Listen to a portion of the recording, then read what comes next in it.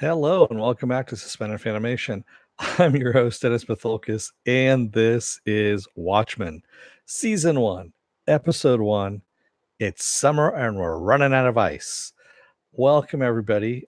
The reason why I started laughing is because, I just finished Mr. Robot not too long ago here, so it's kind of blending together for me just a little bit.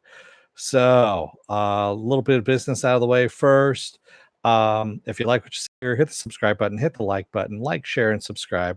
Also, if you don't like it, you can hit the dislike button. I just ask you to go down in the comment section, tell me what it is you don't like about the show, give me some constructive criticism. If you want to see when I'll be on next, hit the bell down below, and you can go into the bell settings and get as many or as little notifications as you want. You can also go to my website, suspendedfanimation.com, see the schedule up there. It's also mirrored on my Facebook page. Also on Facebook, I have a Facebook group where you guys can go in and you can post stuff and you can chat amongst yourselves. You don't have to wait for me to actually do a video for you guys to chat in the chat room here. Also, I have a Twitter, I have an Instagram, and I also have a Patreon page, but I don't have any tiers set up as of yet, but that will happen at the end of the year. So, let's get to this, huh? Spoiler alert, I am going to spoil the shit out of the episode. If you have not seen the episode, go and watch it. Come on back. This will be a video. You can comment down below in the comments section. Thank you, Viking Bitch, for the paddle. I love that I can actually flip this around now and just flip people off because, it is me there. This is the new paddle that Viking Bitch made for me. So, yes, it is a great paddle. So, we start off with a black and white silent film showing a guy chasing down a guy dressed in black, chasing down a guy dressed in white, and he ropes him off the horse and brings him down in front of the townspeople. And the townspeople ask, well, why are you capturing our sheriff? What are you doing with our sheriff? And the guy says, well, the sheriff is actually a cattle rustler. He was the one who actually did it. He's the one he's crooked. And like, well, who are you? And he takes off his mask and he says, I'm Bass Reeves. Now, for those of you who don't know who Bass Reeves is a real life character. He was a U.S. Marshal. He is actually the person who the Lone Ranger is really based on. He was an African American U.S. Marshal back in the day, back in the 1800s. And yes, instead of actually making the Lone Ranger a black man, they made him white, based on Bass Reeves. How do I know about Bass Reeves? I've actually read there's a couple of different stories that are out there, a couple of biographies of him, which are really interesting reads. If you get a chance to read them, good stuff. And a lot of Bass Reeves stuff has been coming to light as of lately, which is good. That's a good thing. So we don't know yet, Klinsman. I'm going to get to that. So how I work things here is I do a recap first, like a short recap, and then of the episode, then I go into a review a little bit. So I will interject in between for stuff like Bass Reeves and things like that. So we see the little boy is in the theater. He's watching this as his mother is playing the piano, and she is crying. And then we hear this explosion happen outside, and it shakes the theater. He's the only kid that's in there. And inside the theater runs the boy's father, and he's got a gun. He gives it to the mother, and they said, we need to go now. And they run outside, and we see it's Tulsa, 1921 is what this is. And the KKK is basically killing black people, is what they're doing. They're just going through the street and just straight up murdering people. They have biplanes flying through and dropping bombs and things like that too. And they're just trying to get the hell out of there with their kid. And they get into a building, and the guy says, we made it. And there's a car there, and the guy's like, I don't have any room for you. And they say, just take the boy. That's all you need to do is just take the boy. And the father scribbles something down on a piece of paper, and he gives it to the boy, and he says, go with them. They'll make sure that you're safe. You'll see us later. And they throw him in the back of, basically it's a wooden box sitting on the back of the car, and close the lid and send him off. And as they're driving away, the car gets shot at, and we see some bullet holes, happen in the box, misses the boy. And he looks out through one of the bullet holes and sees a plane drop a grenade right on top of the building that his parents are in, and it explodes the building. And then there's an explosion, everything goes to black, and the boy wakes up in a field, and the car is overturned and on fire, and he's got some blood on his head and everything, and he hears a baby screaming out in the in the field, and it was actually the couple that were driving him. They had a baby with them, and he grabs the baby and he looks back, and we see that basically Tulsa is just one big fireball. That's what's going on. And he tells her not to worry, and he takes her with him and carries her off. So we come to present day, or what is present day, I guess, and there's a guy driving a battery powered truck. We see that his battery is full, but his gas tank is empty, which is kind of interesting. And he gets pulled over by the police, and light gets shined in his face, and they says, "You know what? I'm going to start recording this. So do you consent to being recorded?" And the guy says, "Yeah, sure." And so the cop starts asking him some questions. What's in his drink? What's in the back of the truck? And he says cabbage, and he goes, "Can I take a look?" And the guy says, "Can I take a look at your face?" And then we see the cop is actually wearing a mask on his face. And he goes, "What did you say?" And the guy says, "Oh, just kidding. Just making a little joke." He goes, "License and registration." So the guy opens up his glove box and gets his license and registration. And inside, the cop sees a mask that's in there. And as he goes back to the car and he's calling in the license and registration, he says, "You know what? I have reason to believe this guy's part of the cavalry. He's got cavalry stuff in the glove box." And he goes, "I need, authorization to get my gun."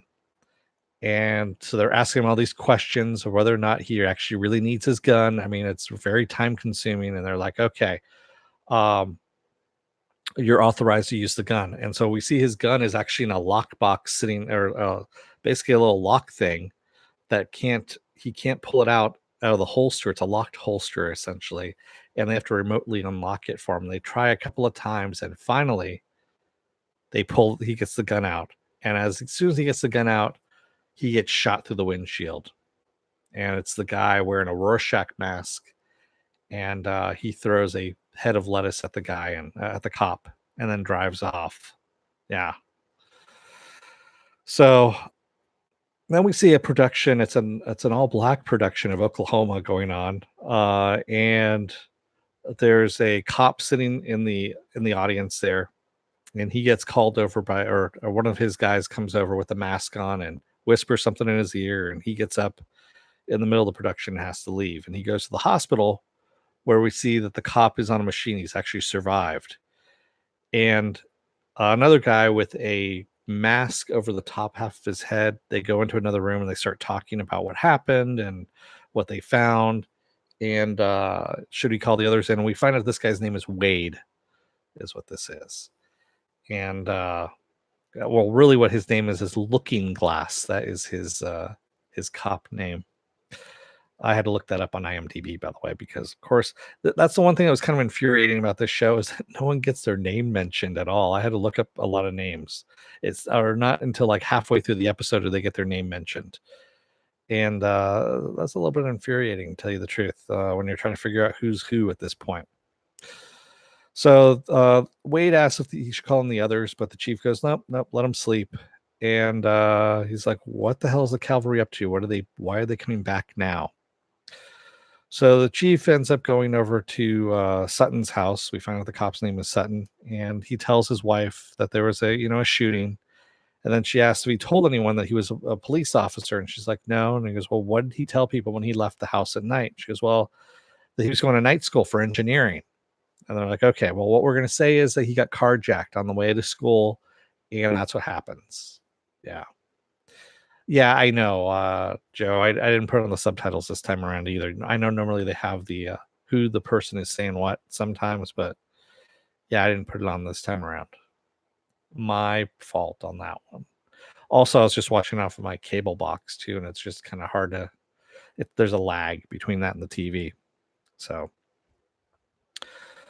we end up seeing a classroom that's getting a demonstration on egg whites and how they bind together, and pulling out egg yolks and all that kind of stuff. And the woman who's giving this demonstration says that she used to be a police officer, but she is now a baker. And she grew up in Vietnam before Vietnam became a state. That's where she was born. And so we know this is part of the Watchmen alternate future where the Vietnam War was won by the United States. They became a state of the United States as well.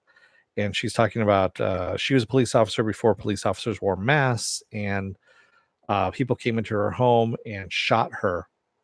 And then she goes into detail about how they're, how to pull out a lot of her insides in order to find the bullets. And that teacher kind of goes, she goes, oh, well, that's behind me now. She goes, but now I'm a baker. And we see this fat kid in the back that basically raises his hand and goes, he asked her if she paid for her bakery with Redfordations. And we don't know exactly what this is as of yet. And she asked him, excuse me, what did you just say? Offended, obviously. And he says Redfordations again. And then we see a kid get up and he just screams and runs at this kid and hits him. And she screams out his name, Topher. And it's her kid, actually. So we see that it's Bring Your Parents to Work Day as her school day. Yeah, she made a smiley face with the egg yolks. I forgot about that pen. So on their drive home, she's asking, Topher why he attacked the kid. And, he's 10 years old and, that he's a racist. And she goes, yeah, but not yet, but he's becoming one, is what she says. And then the air raid siren goes off. They're like, I hope it's just a false alarm. And she pulls off to the side of the road. And we start seeing squids rain down from the sky. And literally just a downpour of squids. And it finally stops. The sky clears up and she wipes off, the windshield so they can see, and they drive home. And as they get home, of course, her husband and young daughter are at home, and they're hosing down the driveway from the squid storm. And she gets a page saying that she has to go into the bakery, and her husband looks at her and says, okay. And she leaves the kids with him and goes into the shop. And so she gets to the shop, and we see that it's closed up, and she's unlocking it. There's a guy outside in a wheelchair, who's Louis Gossett Jr., by the way, and says, hey, when's that shop going to open? She goes, oh, it's going to open soon. He goes, okay, good. He goes, I'll wait. And she goes inside, and we see her input, a little number in the keypad there, and she pulls out a costume and suits up, gets into a different car and rides out to a trailer park, busts into a trailer and punches a guy. And then we see the car come back to a precinct, and she goes in, and she's in the costume, looks like a nun for the most part. And she sees a video being played from the 7th Cavalry about tick-tock, how their time is coming, that they're going to basically kill everyone who's not white at this point. And all the people that helped or, like people of color and all this kind of stuff. Yeah. Very racist, shall we say. So, and all the cops that are in attendance are pretty pissed off. And the chief says, well, does this say that does this actually activate the 4th Amendment then at this point? Or excuse me, Article 4, where we can use guns for 24 hours. So we can have guns for a 24-hour period. Does everyone feel threatened? And he starts asking around, do you feel threatened? Yes, I feel threatened. How about you? And yeah. And there's a guy named Panda who's got a big panda head who he has to read from the rule book, from the article book there. And they finally, everyone's in agreement that yes, they are being threatened. So the chief releases the firearms to them. And he says, you know what? Round up the usual suspects. Start with Nixonville. Because Nixonville is where this stuff is happening. Yeah, shades of Raining Frogs in Magnolia. So Wade, or Looking Glass as he's called, pulls the guy into the pod. So, oh, by the way, I forgot. Angela, which is her name, meets with the chief there, who is Judd Crawford, by the way, because we still haven't gotten his name. And she says she has a guy in the trunk of her car, and she knew that he was going to be looking for people. And so she went and found a racist and wants to put him in the pod. And so they put him in this pod where Wade, or Looking Glass, has his face on there. And he starts asking these guys questions about different kinds of questions, but they all keep coming back to, are you a member of the 7th Cavalry? Do you know anybody that's a member of the 7th Cavalry? And he keeps going through it. And the final picture is a Rorschach blot. And the guys keep saying, no, he's not part of the cavalry. He doesn't know anybody, all that kind of stuff. There's other questions like, what would you do if I shit on the American flag? And how would you react to that? And the guy's like, I don't know. Why would you do that? Kind of thing. He wasn't angry about it or anything like that. But yeah. So Wade comes out and basically tells Angela that this guy's a white supremacist, that he did not pass the test, and he knows something. And so she's walking this guy out, and she's apologizing to him for beating him up and everything. And as he's like, no problem, I understand. And she goes, hope you don't hold it against me. And she grabs him and throws him into a room and starts beating the fuck out of him again behind a closed door. And she comes out and says, cattle ranch. I got the cattle ranch out of him. So there's a lot of shorthand going on in this first episode, which isn't helping, quite honestly, especially if you have new viewers to this world, and it's not world building at the moment. And I'll get to that a little bit more too. So they go out to this cattle ranch, and we see the cops have their guns drawn, and they're kind of making their way through the cattle, going up to the house, and we see these guys inside the house with their Rorschach masks on, and they're opening up watch batteries. They're opening up watches and pulling out little batteries, and they're throwing them in a big pile. And the alarm goes off, and they're like, okay, get the hell out of here, get to the plane. We find out they have a plane sitting there, and they start opening fire. We have two guys that go outside, and they end up opening up fire with a 50 caliber machine gun, and are just basically taking out cows, taking out cops. Angela tells everyone to get down. They're trying to shoot back. We got one guy who's named the Red Scare because he's all dressed up as red, and he's shooting back at them as well. And when they have to reload, Angela ends up getting there to the truck, kills those two guys that are on the machine gun, gets into the house, starts fighting another guy who she knocks down on the ground, and that guy ends up taking poison. And then they hear the plane start up outside, and of course, they take off, and Angela basically tells the chief that, hey, they're heading your way, because we've seen the chief and another girl are actually in what looked like a van at first, but it's not a van. It's actually, if you've seen the Watchmen movie, it's the owl ship. They're in one of those, and they start chasing after the plane, and the chief is telling her to pull up more, and she's trying to, and he finally just grabs it and pulls up and gets them in their sights and hits the flamethrower and basically torches the plane and blows it up. They get hit with some shrapnel, and they go down, and of course they crash land, but they're both okay. So yeah, at this point, like I said, I want more world building on this, because I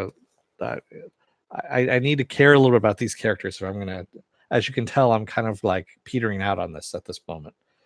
So we end up seeing a castle out in the country and a guy riding a horse out there, and it's Jeremy Irons, which we know plays Ozymandias. So we know who this guy is at least. And he comes in, and we see him sitting at a desk, typing away on a typewriter, an old-fashioned typewriter, completely naked, while his maid massages his thighs, because his thighs are tight from riding the horse. And it's his anniversary. The butler says, it's your anniversary, and we have a cake for you made out of the beehive that you gave us. And he goes in, and the butler hands him a horseshoe to cut the cake with. And he goes, that's a horseshoe. And the butler's like, oh, I should probably get a knife. He goes, no, never mind. He starts eating. He goes, oh, it's delicious. And the butler gives him a little gift that's covered over. It's wrapped in fur, and it's a watch. It's a pocket watch. And the butler is named Mr. Phillips, by the way. And he says that he put it together from a plan that he saw lying around. Yeah. And Ozymandias, of course, likes it and thanks him for it, and tells them that he's writing a play that's called The Watchmaker's Son, and that they're going to be playing the leads in it. I know there's something nefarious there, but we don't know what it is at the moment. So the chief and Angela are having dinner with their families, and she was the one who actually bought the tickets to Oklahoma, and then bailed out on him on it and forced him to go instead. And he's lamenting it about having to go and see this. He goes, no, it was a fine production. And she's like, no, you hated it. And he goes, no, I liked it. And then his wife Jane chimes in and says, well, he played the lead in Oklahoma in high school. And they're like, oh really? And why don't you sing? So they force him to sing, and he does a good job of singing. And then we see that outside, Angela and the chief are talking, and they say, well, they're basically, what they're doing is they're grabbing the old batteries, their old synthetic lithium that was making people sick. And this was something that we saw in the book, the old Watchmen comic book. So that's what they were doing. It alludes back to that, by the way. And they don't know what they're going to do it for, what they're going to use it for. And they're like, what are they going to make a bomb to make people sick? What's going on? So we've got the chief. He's on the phone reporting to the governor. He's back at home with his wife, and they've got the TV on, and he's reporting to the governor about what happened and what they found. And then he gets a page that Charlie Sutton has woken up from the hospital, and he wants to go over there and meet him, of course. And his wife says, well, why don't you get the guys to drive you, because you've been drinking, all that stuff. He goes, oh yeah, the guys will be outside. And he goes outside and waves the guys off, gets in his truck and drives away. And he's driving down this deserted road pretty much by himself when all four tires get shredded by a spike stripe that's out, spike strip, I should say, spike strip that's out there, and it blows all four of his tires. And when he gets out to take a look at it, a big bright light goes into his face, and that's all we see of him. So Angela, in the meantime, is having sex with her husband, Cal, and the phone keeps ringing, and he's, saying you should probably answer that. She's like, but I'm very close. It's like, no, go and answer it. So she's pissed off already. She gets a phone call from someone who knows who she is, knows who her father is, and says that she needs to go out to a certain tree out in town, and without her mask. He knows what she does. And so she goes out there, and she's got her guns with her, and she tells her husband, if anyone comes up in that driveway other than me, shoot them before they get to the front door. And so she goes out to the tree, and a bright light, of course, blinds her, and she gets out of the car with her gun and says, turn off the damn light, otherwise I'm going to shoot you. So the light turns off, and what she sees is the chief hanging from the tree. He's dead. And the old guy in the wheelchair that was outside of her bakery is underneath the tree, sitting there, and he's got the note that the kid had from the very beginning from Tulsa, 1921, in his lap. And we kind of go down to the chief's badge that's laying on the ground there with some blood on it. And that's where we leave off. So, so this world of the Watchmen that we've got going on right now, superheroes are gone. Of course, they've been outlawed. Exactly, EJ, right. Nixon, of course, is considered. He went for 3 terms, if I remember correctly, at this point, and Dr.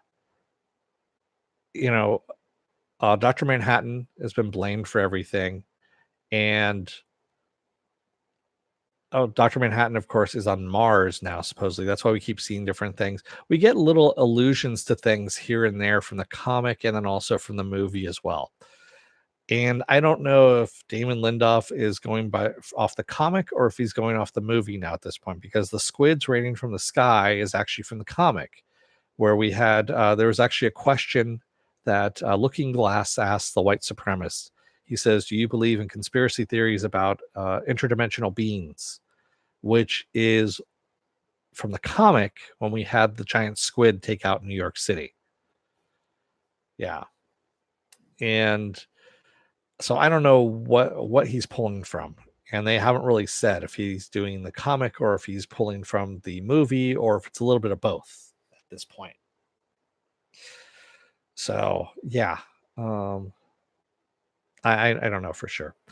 Anyway, but I do think that Louis Gossett Jr.'s character, who is supposed to be Matt Reeves, is actually from the original Minutemen, excuse me, which they had little snippets here and there within the episode that there was a Minutemen documentary that was going to be on TV and things like that. And he was, I think, called the Hood, if I remember correctly. I'm very sketchy on my Watchmen. I haven't read it in a while, but that was a guy who was in the Minutemen who had a hood over his head that had a noose also around his neck. That's what he used to wear as his costume, and he had a cape as well.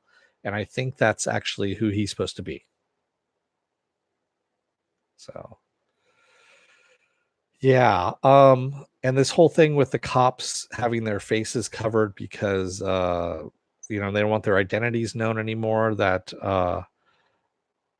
then also the whole Redford Act, the Article 4 thing about cops not being able to carry guns unless they can't use guns unless they feel threatened, and then they have to have them unlocked remotely. It's just kind of a weird thing. I don't know, especially without any context of what's going on. And we see Mount Rushmore at one point actually has Nixon's head on there too. It's an alternate universe that needs a little bit more explaining than just jumping straight into your story. You need to do a little bit of, I don't know, preloading, if you will, in order to get us as the audience involved in this. And right now, I'm not preloaded at all. You just kind of jumped into the middle of the story, and I'm trying to figure out why I should care about these characters. I mean, yes, it's weird a little bit, and it's supposed to be an alternate history and things like that. But yeah, I need. Well, he did open trade with China. Nixon, that's true. Yeah. The Vulcans always said only Nixon could go to China. Star Trek 4, The Voyage Home, by the way, in case you were wondering where that was from. Man. So yeah, I need to see more of it first before I can give a more of a synopsis on this, because quite honestly, my mind, even though I watched this thing like over 2 hours ago, 3 hours ago now, I believe, that it's not really, it was kind of forgetful, to tell you the truth. It's not sticking with me, whereas Mr. Robot, which I just watched what is it, an hour ago now, 2 hours ago, was a much more sticking thing, even though the episode was more of a quiet episode. And that's what you need. You need to build that world up a bit more. And like I said, you need to preload it a little bit. Give us a little bit more to it.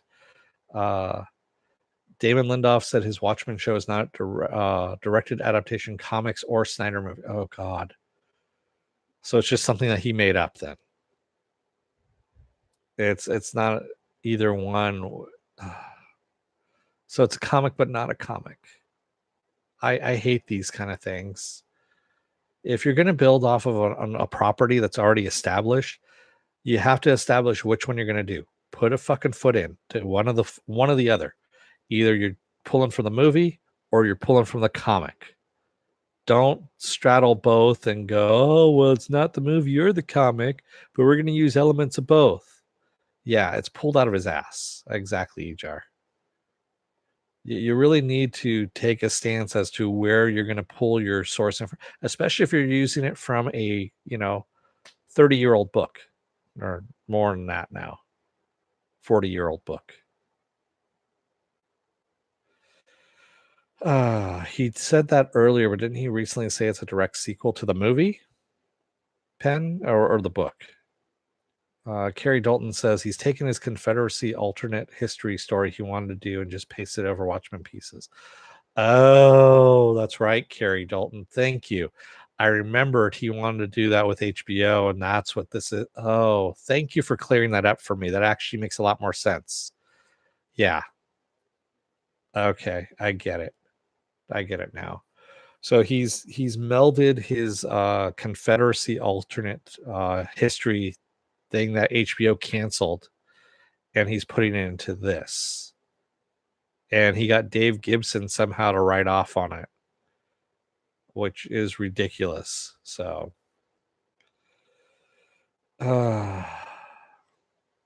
yeah, I'm fairly sure he's pulling from both, Penn, and he doesn't know what he's doing. So essentially, what we've got is we got another Lost here, where he's lost as to where the fuck he's pulling anything from. Yeah, because I heard somebody say I actually read something when I was pulling some other stuff up that there's a lost Easter egg in there as well, which I'm like, dude, stop. If you're gonna do a story and fucking focus on it, and tell us where you're pulling it from. World build just a bit, man. Ejar, I thought he originally was a continuation of the source and then takes a hard turn. Yeah, takes a hard turn. Yeah, right up his rectum. Exactly. Um, yeah, we'll see where this goes. You know, I have my 4 episode rule. For those of you who don't know what my 4 episode rule is, it's if I can't find anything good to say about it, if I'm just bagging on a series, 4 episodes in a row, um, I'm gonna stop because I don't hate watch shit. I really don't. I don't like hate watching shit. It's a waste of my time. It's a waste of your time, and it's not worth it to either one of us to actually do that. I know it gets clicks for people that hate watch stuff, and I'm just not that channel. Sorry. Uh, you know, if I'm not enjoying it, I can watch stuff and be mildly annoyed with it, like the CW stuff on the DC CW stuff, but I still enjoy parts of it, and I can still do that. But if I'm just completely hating an episode or a series completely, I'm not going to watch it. Kind of like The Passage. The Passage was one of those things I was like, fuck this. By the time I got to the 3rd episode, I was like, fuck this. I don't want to see this show anymore. Dave Bob says Dr. Manhattan is still on Mars. He left to another galaxy to create life. It is bull. Yeah, in the book, he left to another galaxy. So was that old footage that we saw of Dr. Manhattan on Mars? Did he come back? What's going on? I don't understand. That's what I'm saying is it's not focused. Someone needs to take their Ritalin and focus a little bit more on their writing this shit and tell us what it is that they want to tell us.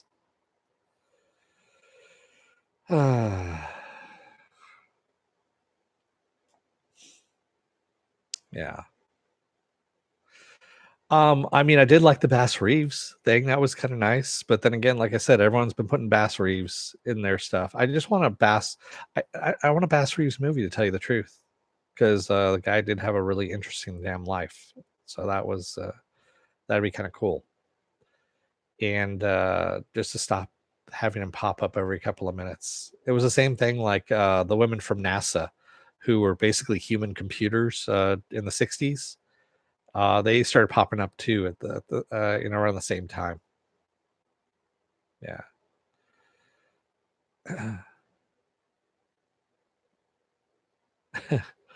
Yeah, exactly. I thanks, Carrie Dalton. Yeah, it's it's a lot of shit of Damon Lindelof just discovering stuff and not doing any research into it, and then kind of making up his own stuff as he goes along. I don't know. He's he's trying to shoehorn too many stories in without focusing on one story. Is what's going on. Why is the owl ship in Tulsa, Oklahoma? Um, why not? Maybe they found it on eBay, or maybe they got it off of Craigslist. Excuse me. That could be the reason why.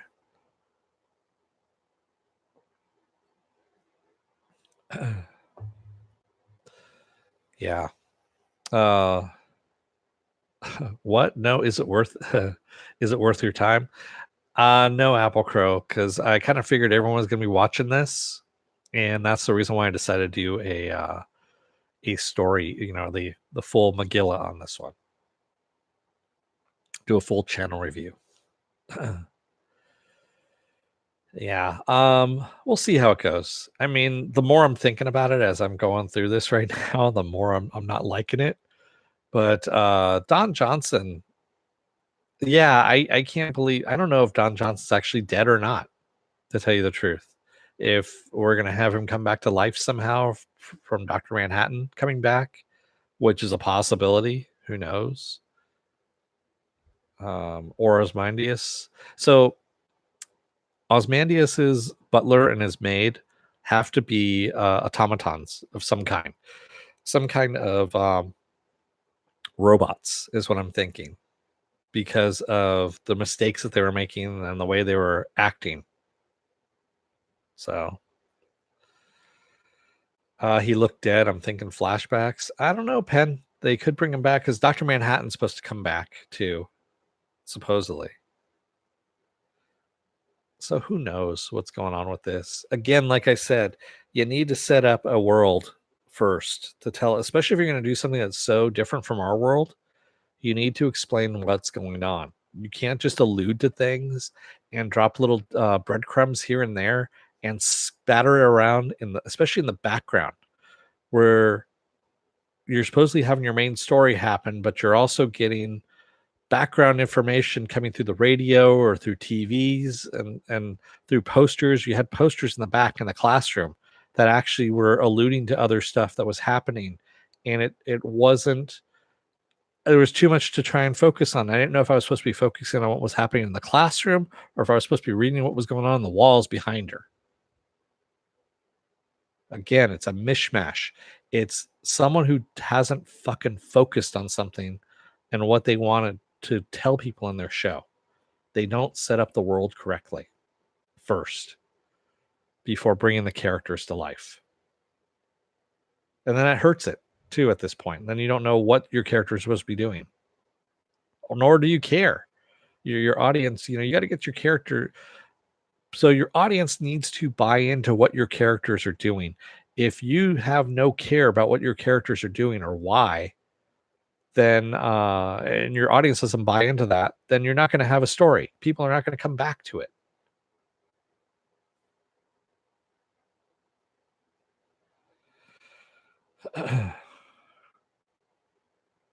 Yeah, and this has nothing at all to do with, or I know some people are going to look at it as race stuff as well.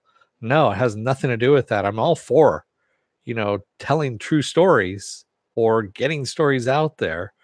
Uh, but at the same time, if you're going to weave that kind of stuff in, you need to have your world set up first, like I said. Yeah. Yeah, I understand, Dave Bob, that Rorschach's never been alluded to be a white power racist, but I can actually see how Rorschach could be used. And this is supposed to be 30 years after the Watchmen, the events of Watchmen have taken place. I can see how Rorschach could be, his ideas and his book could be subverted by white supremacists. So I can see that.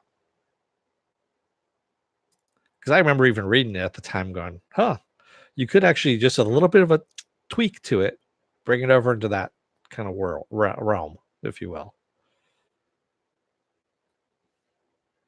Are you suggesting that Lindoff might not have a coherent narrative?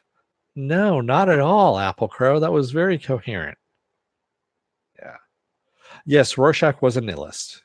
Exactly. But um you can bring it over into that realm as well. Uh Tim Blake's character is supposed to be a police version of Rorschach. Really? Ah, yeah. I don't know. Like I said, I need to see more episodes here to see if it's just going to be the same shit show. Damon did the same thing with the leftovers. He doesn't really world build. Yeah, I think I tried watching a few episodes of the leftovers and I couldn't watch it. It was really bad writing. Really bad writing. I'm not the biggest fan of Damon Lindelof's. So yeah, I'm not sold on it either, EJAR. We'll see what happens. we'll see what happens and how long it lasts on my channel. Yeah. But anyway, Leftovers has a worse fan base than Rick and Morty. Really? You talking about more rabid than Rick and Morty fans? That's kind of hard to believe, because Rick and Morty fans are really fucking rabid. And no, I don't want to hear about, how I don't understand it or anything like that, or I don't understand Rick and Morty fans from you Rick and Morty fans out there. I just really don't care. You guys are fucking rabid. That's all I can say. And I say this as a Rick and Morty fan. Uh, does he ever have an original idea? No. I've still been reading. Remember Tomorrowland, that really bad George Clooney movie? Yeah, really bad George Clooney movie. There was a book that was written, and Beyond Tomorrowland is what it's called. And I bought it at Barnes and Nobles. It was very cheap. I think I got it for $3. It was a hardcover book and all that stuff. It looked interesting. I didn't realize that Damon Lindelof was one of the writers in it, and I haven't been able to get through the book. I'm like stuck midway through. I mean, it's got some interesting concepts in it, but and I think the other writers helped him kind of get this world building. Who greenlit Tomorrowland? Well, it was Brad Bird. Brad Bird was the one that was doing a live action movie. It was his first live action movie. That's the reason why it got greenlit. And Brad Bird is a good writer. It's just he made a shitty movie. He's actually made a couple shitty movies. That Ghost Protocol one with Mission Impossible, that was him as well. And that, wow. But then again, I'm not a big fan of the Mission Impossible movie series, especially when you make fucking Phelps the bad guy.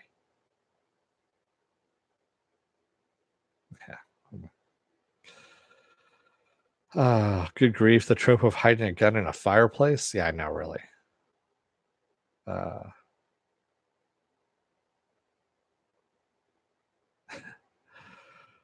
Westworld. I liked the second season of Westworld. But yeah, I don't know. Giving Ethan a wife was a terrible idea. Ethan. Oh, you're talking about Leftovers or okay, I don't know what you're talking about there, who Ethan was. Oh, Mission Impossible. Got it.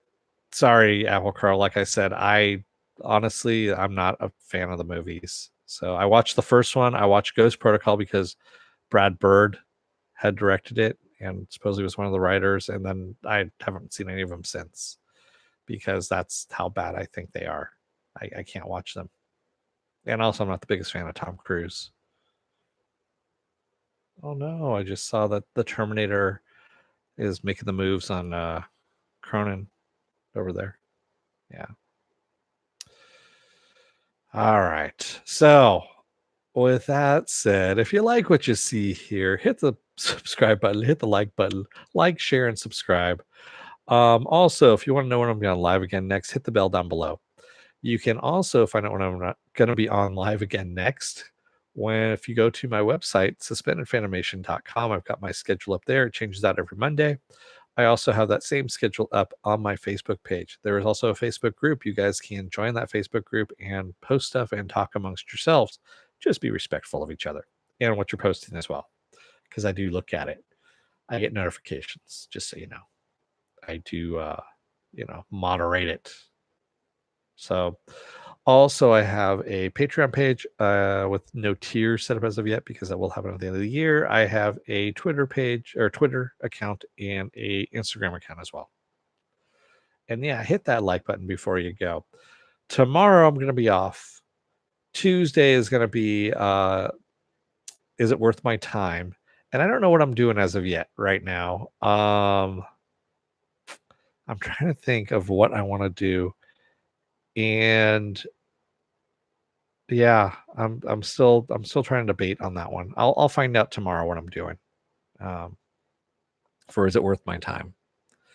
Maybe I'll do The Good Place, since everyone's been on me about, oh, you should do The Good Place, and I can't. I've told them I can't do it. So I always take Monday off, EJAR. Wednesday, I'm off as well. And Thursday, I'm going to be doing Feelings in Hallways. That is where I talk about the whole CW DC shows, like Batwoman, Supergirl, all that kind of stuff. I lump them all into one and talk about them there. Friday, of course, is Titans season 2, which is pretty damn good right now. And Saturday is Saturday Morning Blast Off, where I take the genre news of the week and any other genre stuff you guys want to talk about and talk about all of that stuff. And then we come back around to Sunday with Mr. Robot and Watchmen. Carrie Dalton says, "Is it wrong that I'm rooting for the Rorschachs to complete their lithium bomb?" Excuse me. No, not really, Carrie. We'll see what happens here. Like I said, I want to see where this is going first. I'm going to try and give him a little bit of the benefit of the doubt. Yeah, I know. But we'll see what happens with this. So, Apple Crow says, "I'm caught up on Mr. Robot. Caught so many Back to the Future references with a second viewing." Yeah, I know. There's a lot of Back to the Future references. That's why I'm saying it's sci-fi now. It's crossed over into the sci-fi realm. It has to have at this point. So, thank you, everybody who joined me tonight in the chat. Hopefully, you guys like this. I don't know. We'll see what happens with next week. Thank you if you made it this far in the video. Yeah, you're not the only one, Carrie. You really are not the only one. We'll see what happens. Like I said, I might be rooting for the bomb to be made as well, or Dr. Manhattan to come by and actually make the squid happen. I mean, if we're going with the squid route, let's go full on squid route at this point. I want the interdimensional squid to happen.